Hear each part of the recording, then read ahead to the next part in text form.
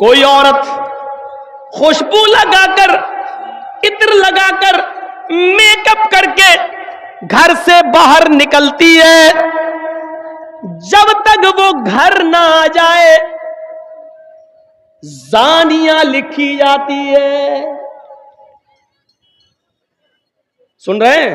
جو عورت make up کر کے، جو عورت خوشبو لگا کر، جو عورت کریم پاؤڈر میک اپ سور کر جب گھر سے باہر نکلتی ہے تو اس پر اللہ کی، فرشتوں کی لعنت برستی رہتی ہے، اور جب تک وہ گھر کے باہر رہتی ہے زانیہ اور بدچلن لکھی جاتی ہے۔ اب وہ بازار سے یا میک اپ کر کے گئی اور باہر سے گھوم کر جب وہ اپنے گھر پہ آ جائے تو اس وقت تک وہ نماز نہیں پڑھ سکتی ہے۔ نوٹ کریے، اس وقت تک وہ نماز نہیں پڑھ سکتی ہے جب تک کہ وہ ایسے غسل نہ کر لے، ایسے نہا نہ لے جیسے شوہر سے بیوی ملنے کے بعد، ہم بستر ہونے کے بعد جب بیوی غسل کرتی ہے اور نہا کر پاک ہوتی ہے، جب تک یہ عورت اس طریقے پر غسل نہ کر لے تب تک وہ نہ نماز پڑھ سکتی ہے نہ روزہ رکھ سکتی ہے۔ اب بتائیے ہم اسلام کے اس مشن میں کتنے گھل چکے ہیں؟ بتائیے اسلام کا، ہمارا اور ہماری بیٹیوں کا اسلام کیسا ہے؟ کیا پانی اور رنگ کی طرح ہے؟ کیا ہماری لڑکیاں، ہماری بیویاں کیا اس اسلام کے مزاج میں پوری کی پوری داخل ہیں؟ کون سی لڑکی ہے جو لپسٹک لگا کے نہیں آئی ہے؟ ذرا دیکھو تو۔ اب آپ کہو گے مولانا کہہ رہے دیکھو تو، جملے بہت جلدی پکڑتے ہو۔ اب دیکھنے کا مطلب یہ تھوڑی ہے کہ نقاب ہٹا کے دیکھیں گے، اور دیکھو کا مطلب یہ بھی ہے کہ آپ دیکھو نہ دیکھو، لیکن جب نقاب ہی نہیں ہے تو اپنے آپ دکھ جائے گا۔ آج کل نگاہیں نیچی کر کے کون چل رہا ہے؟ نگاہیں نیچی کر کے اگر چلیں گے تو ٹکر اور ہوگی۔ اچھا آپ ایمانداری کے ساتھ بتائیے، جلسہ ہو رہا ہے نا، عورتوں کی آواز آ رہی کہ نہیں آ رہی؟ دیکھ رہے ہیں؟ ہم تھوڑی دیر چپ ہو جائیں تو لیڈیز کی آواز یہاں آ رہی ہے۔ سسٹم صحیح نہیں ہے، ان عورتوں کا انتظام اتنی دور کرنا چاہیے کہ ان کی آواز مردوں تک نہیں آئے۔ اپنے مردوں تک کی تو سن نہیں رہی ہیں، آج مولویوں کی سنیں گی؟ نکال دو یہ ذہن سے۔ ایک مولانا صاحب نے خطبہ کیا تقریر میں جمعے میں، تو جمعے کا نماز پڑھ کے بیچارہ آدمی اپنے گھر گیا اور اپنی بیوی کو گود میں اٹھا کے ڈانس کرنے لگا، گود میں اٹھا کے۔ تو بیوی نے پوچھا واہ آج تو کمال کر دیا، جمعہ پڑھ کے گھر میں آئے گود میں اٹھا لیا، آج بڑا رومانس کر رہے ہو، بڑا پیار کر رہے ہو۔ کیا مولانا صاحب نے محبت پہ خطبہ دیا ہے کیا؟ رومانس پہ خطبہ دیا ہے کیا؟ تو آدمی نے کہا نہیں، محبت اور رومانس پہ خطبہ نہیں دیا، مولانا صاحب نے آج خطبے میں بتایا ہے جو سب سے بڑی مصیبت کو خوشی خوشی اٹھائے گا وہ سیدھے جنت میں جائے گا۔ تو ہم تو مصیبت کو اٹھا رہے ہیں تاکہ جنت میں چلے جائیں۔ آدمی نے یہ جواب دیا۔ عورتیں چپ نہیں ہو سکتی ہیں، جلسہ جب بھی کرائیے تو عورتوں کا انتظام بہت دور کریے، یہ نہیں سنتی ہیں جلسہ۔ ایک آم کے پیڑ کے نیچے دو عورتیں بہت دیر سے باتیں کر رہی تھی، ایک آم ٹوٹا اور گرا ان کے پاس، تو چونک گئی ہے یہ آم کیسے ٹوٹ کے گر گیا؟ ایک عورت نے دوسری سے پوچھا یہ آم گرا کیسے؟ دوسری کچھ بتانے ہی والی تھی کہ آم خود بول دیا۔ آم بولا تم دونوں کی باتیں سن سن کے ہم پک گئے اس لیے گر گئے، اتنی دیر سے تم لوگ بول رہی ہو پک پک دھک دھک کر گئے کہ ہم خود پک گئے اس لیے گر گئے۔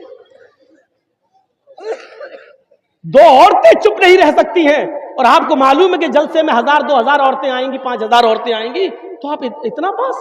آج تو ان کو موقع ملا اپنی سینڈل دکھانے کا، آج تو موقع ملا اپنی ساڑی دکھانے کا، آج تو موقع ملا ان کو اپنا سوٹ دکھانے کا۔ اتنا اچھا موقع مولانا جرجیز کی تقریر میں وہ گوائیں گی، اتنا اچھا موقع۔ آج تو بتا رہی ہوں گی ہم نے فلاں دکان سے لیا ہے، اس دکان کا ایڈریس دے رہی ہوں گی، تم بھی وہاں سے لے آنا، بہت سستا سامان ملتا ہے۔ آج تو ان کی عید کا دن ہے،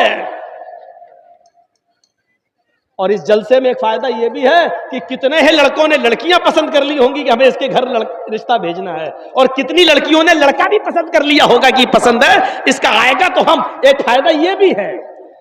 اب وہ نقصان کے ذریعے فائدہ ہوا ہو یا جیسے بھی ہوا ہو، میرے بھائیوں یہ نوٹنکیاں ہو رہی ہیں اسلام کے نام پر۔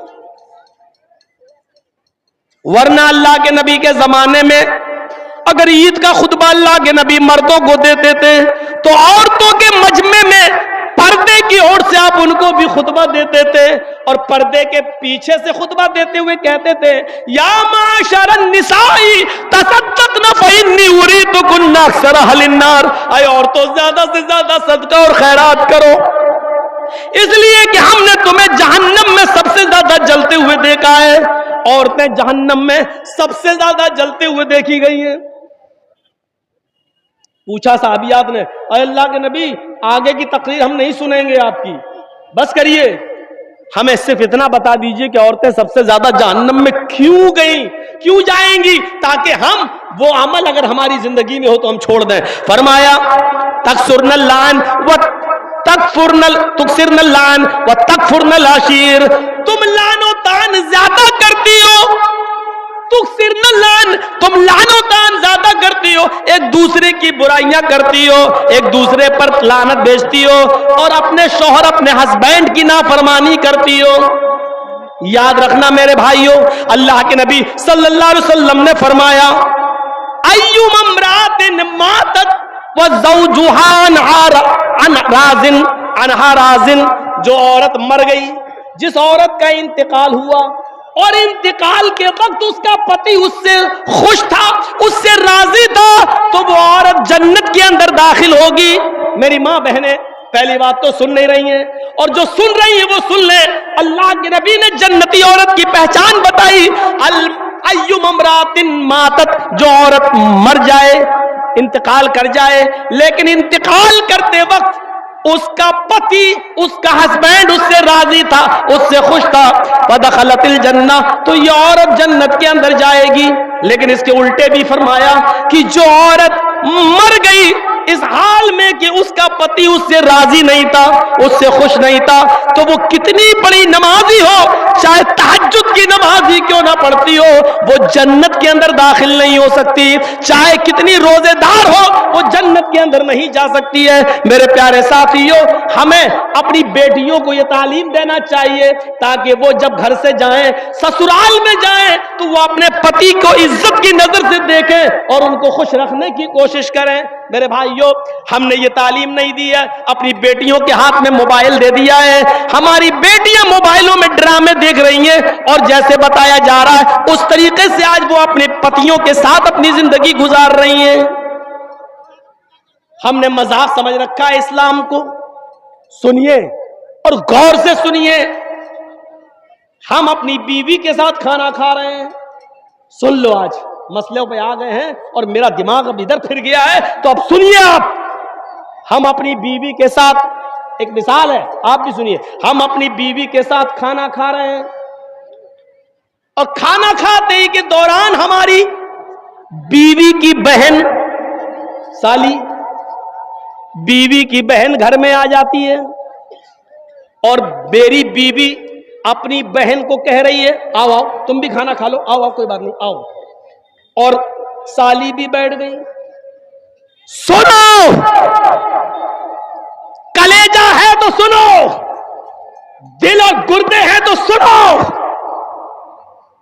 اسلام پانی اور رنگ کی طرح اگر ہم اسلام کو اپنے اندر بسانا چاہتے ہیں تو سنو، بیوی کی موجودگی میں بھی، بیوی کی موجودگی میں بھی، بیوی کے سامنے بھی ہم اپنی سالی کے ساتھ بیٹھ کر کھانا نہیں کھا سکتے ہیں۔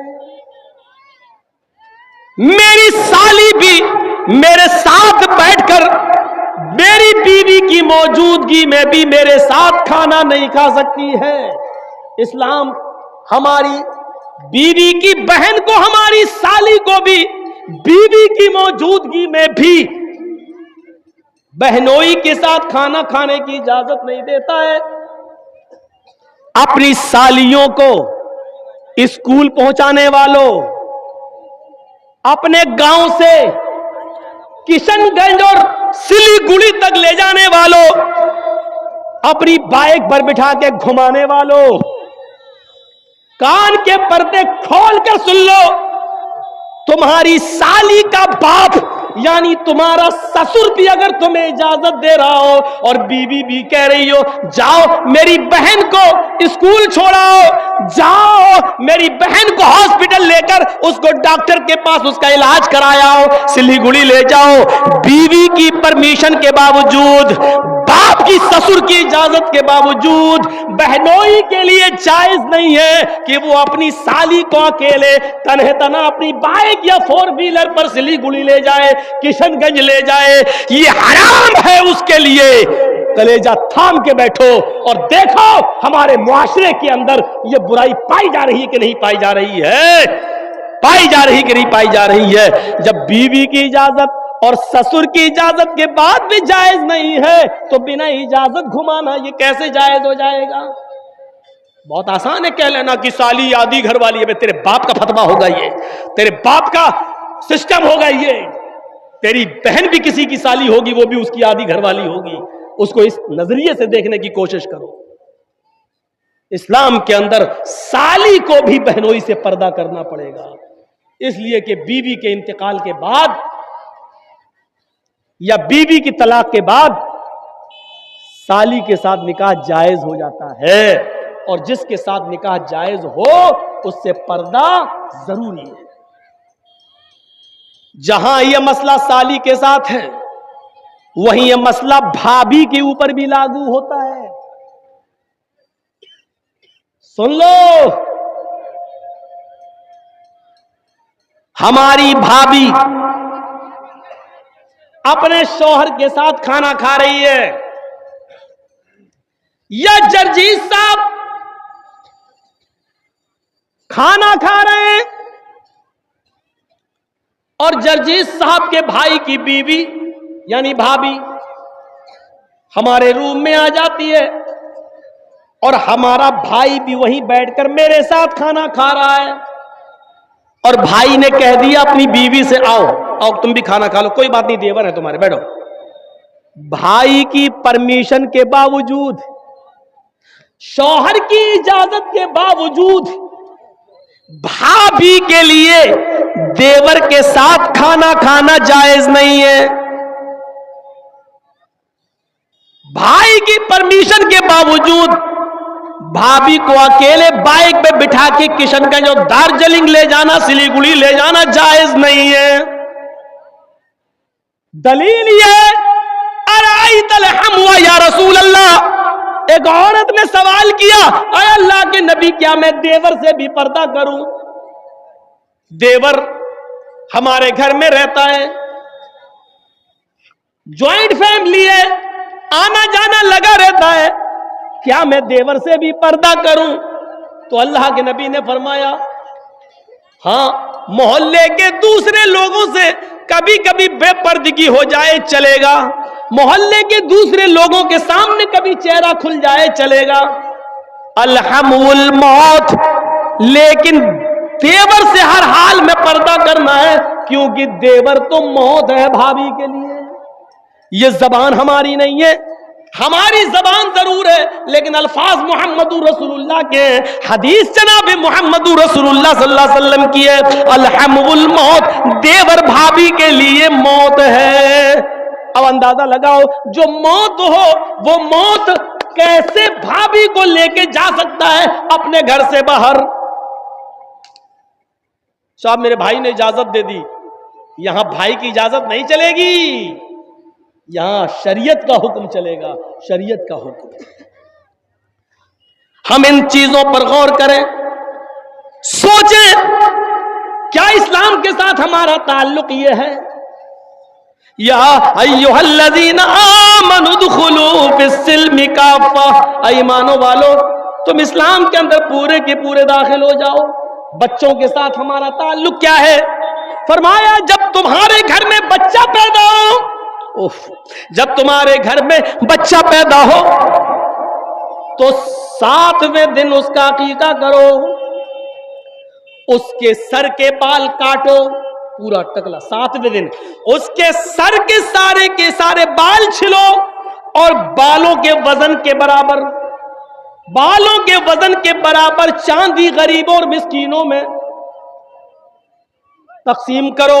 مان لیجئے سارے بال ہم نے کاٹے اور 5 گرام ہوئے، تو 5 گرام چاندی یا 5 گرام چاندی کی قیمت غریبوں میں مسکینوں میں دی جائے گی۔ اور یہ اسلام کا ایک حصہ ہے، اس سے آپ بچ نہیں سکتے ہو۔ 7ویں دن اس کا اچھا نام رکھو، گڈو پپو نہیں، ٹوئنکل نہیں، لڑکیوں کے نام اوئیٹی سوئیٹی نہیں، اچھا نام رکھو، نام کا اثر پڑتا ہے۔ قیامت کے دن ناموں سے بلایا جائے گا۔ اچھا نام رکھو جس کا معنی اچھا ہو۔ جب 7واں دن ہو جائے تو اس کا عقیقہ کرو، اور مسئلہ یاد رکھنا، عقیقہ صرف 7ویں ہی دن ہے، 14ویں دن کی دلیل نہیں ہے، 21ویں دن کی دلیل صحیح نہیں ہے کہ 7ویں دن طاقت نہ ہو تو 14ویں دن کر لو، 14ویں دن نہ ہو تو 21ویں دن کر لو، نہیں، عقیقہ صرف 7ویں دن ہے، اور 7ویں دن کسی مجبوری کی وجہ سے اگر آپ نہیں کر سکے تو جب تمہیں موقع ملے، جب تمہارے پاس مجبوری ختم ہو جائے اس وقت کر لو۔ 7ویں دن نہیں کیا اور 8ویں دن مجبوری ختم ہو گئی تو 8ویں دن کر لو، 9ویں دن مجبوری ختم ہو گئی تو 9ویں دن کر لو۔ اب یہ نہیں کہ 7ویں دن نہیں کیا تو اب 14ویں دن کر لیں گے، نہیں، 14ویں دن کا انتظار نہیں کیا جائے گا۔ 14ویں دن بھی مجبوری رہی، 21ویں دن بھی رہی، تو جب تمہاری مجبوری ختم ہو جائے تب کر لو۔ اور جب تک اس بچے کا عقیقہ کر نہیں لیا جائے گا، اس بچے کی دعا باپ کے حق میں قبول نہیں ہوگی۔ سمجھ رہے ہیں نا؟ رہن ہے، رہن، بچہ گروی ہے، چاہے کتنی وہ بچہ دعا کرے باپ کے حق میں پھر قبول نہیں ہوگی، اگر عمدن قصدن جان بوجھ کر استطاعت کے باوجود آپ نے اس کا عقیقہ نہیں کیا تو یہ باپ کے اوپر ایک قرض ہے جب تک وہ اس کو ادا نہیں کرے گا۔ ہاں، بچہ 20 سال کا ہو گیا، اب مجبوری ختم ہوئی ہے تو اب کر دو۔ باپ 20 سال تک اپنے بچے کا عقیقہ نہیں کر سکا مجبوری کی وجہ سے، اور انتقال ہو گیا تو بچہ خود کمانے لگے تو وہ اپنا عقیقہ خود بھی کر سکتا ہے، لیکن کرنا ہے اگر استطاعت ہو جائے تو کرو، کرنا ہے۔ یاد رکھیے 7ویں دن عقیقہ کرے گا، جب بچہ پیدا ہو تو 7ویں دن عقیقہ کرو، 7ویں دن اس کا اچھا نام رکھو، اس کے سر کے سارے بال چھیل کر بالوں کے وزن کے برابر چاندی یا اس چاندی کی قیمت غریبوں اور مسکینوں میں تقسیم کرو۔ لڑکا ہے تو 2 جانور، اور لڑکی ہے تو 1 گائے نہیں چلے گی، بھینس نہیں چلے گی، اونٹ نہیں چلے گا، بڑے جانوروں میں عقیقہ نہیں ہوگا۔ عقیقے کے لیے بھیڑ بکری چاہیے، دبا، انہی جانوروں میں عقیقہ ہوگا۔ لڑکا ہے تو 2 اور لڑکی ہے تو 1۔ ہاں، اگر آپ کے پاس مجبوری ہے اور لڑکا پیدا ہوا ہے لیکن 2 جانور کی قیمت نہیں ہے، 2 جانور کی استطاعت نہیں ہے، 1 جانور آپ کر سکتے ہیں، اگر استطاعت نہیں ہے تو 1 جانور بھی کیا جا سکتا ہے۔ اسلام میں آسانی ہے، سختی نہیں ہے۔ اگر 2 لڑکا ہے اور ہم غریب ہیں، 2 جانوروں کی قیمت نہیں ہے میرے پاس لیکن 1 کی استطاعت ہے، تو یہاں اجازت ہے شریعت کی طرف سے، تو تم 1 ہی کر دو، کیونکہ اللہ رب العالمین کسی پر اس کی بوجھ سے زیادہ، اس کی حیثیت سے زیادہ اس پر بوجھ نہیں ڈالتا ہے۔ لڑکی ہے تو 1 ہے ہی۔ میرے بھائیوں، پھر حکم ہوتا ہے جب تمہارا بچہ زبان چلانے لگے کچھ تھوڑا تھوڑا بولنے لگے تو سب سے پہلے اس کی زبان سے اللہ اللہ نکلواؤ. 6-7 مہینے کے بعد بچے تھوڑا تھوڑا بولنے لگتے ہیں تو اس کی زبان سے اللہ اللہ اللہ نکلواؤ. اور جب بچے کی زبان تھوڑی صحیح ہو جائے تو اس کو لا الہ الا اللہ سکھاؤ, اس کو لا الہ الا اللہ سکھاؤ. ہم کیا سکھا رہے ہیں؟ 4 سال کا ہو گیا, happy birthday to you. کتنا گدھا ہے یہ باپ, اور میں گدھا کہہ دیا ہوں. جس کو برا لگتا رہے, جس کو مرچی لگ رہی لگتی رہے. اب بتائیے گدھے میں عقل نہیں ہوتی ہے؟ گدھے میں عقل ہوتی ہے کہیں؟ ہارن بجاؤ تو گدھا وہیں آئے گا جہاں گاڑی گھوم رہی ہے, ٹی ٹی اور آئے گا گاڑی کے پاس. اس میں عقل نہیں ہے. یہ بتاؤ آپ کا بچہ 5 سال کا ہو گیا, آپ اس کا برتھ ڈے بنا رہے, happy birthday to you. تیرا بچہ اللہ کی طرف سے 80 سال کی عمر لے کے آیا تھا, 5 سال اس کی کم ہو گئی ہے, اب اس کی عمر 75 سال رہ گئی ہے اور تو خوش ہو رہا ہے. وہ اپنی زندگی کے 5 سال کم کر چکا اور تو خوش ہو رہا ہے. اگلے سال وہ 6 سال کا ہو گیا, پھر تو کیک کاٹ رہا. وہ 1 سال اپنی زندگی کا اور کم کر چکا, تو کیک کاٹ رہا, خوشیاں منا رہا ہے. اس سے بڑا بے وقوف اور اس سے بڑا گدھا باپ کون ہوگا جو اپنے بچے کے جنم دن پر کیک کاٹ رہا ہے, 1 سال اس کی زندگی کا کم ہو رہا ہے اور یہ خوشیاں منا رہا ہے. میں سمجھتا ہوں اس سے بڑا گدھا کوئی باپ ہو ہی نہیں سکتا. اتنا برا لگ رہا ہوگا جنہوں نے ہیپی برتھ ڈے. اب ہے تو ہے, ہم کیا کریں. قرآن نے بھی مثالیں دی ہیں جانوروں کی, اولئک کالانعام بل ہم اضل. یہ لوگ چوپایوں کی طرح بلکہ ان سے بھی زیادہ گئے گزرے. قرآن نے مثال دی ہے, ہم کیا کریں.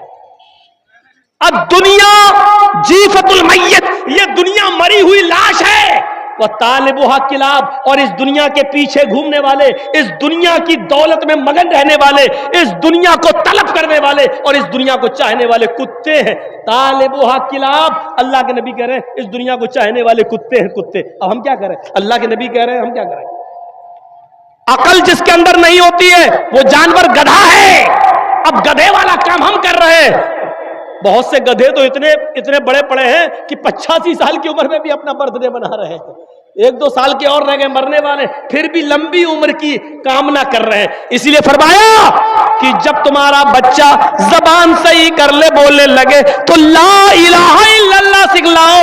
جیسے جیسے اس کی عمر بڑھ رہی ہے, عمل بھی ایسے ایسے بتاؤ کہ وہ جنت کے قریب بھی ہوتا جائے, جہنم کے قریب نہ ہو, جنت کے قریب جائے. اب حکم ہوتا ہے لا الہ الا اللہ سکھاؤ. اب حکم ہوتا ہے جب تمہارا بیٹا 7 سال کا ہو تو اس کو وضو کرنا سکھلاؤ, نماز پڑھنا سکھلاؤ. اپنے ساتھ اس کو انگلی پکڑ کے مسجد میں لے جاؤ, اس کو نماز کی عادت ڈلواؤ.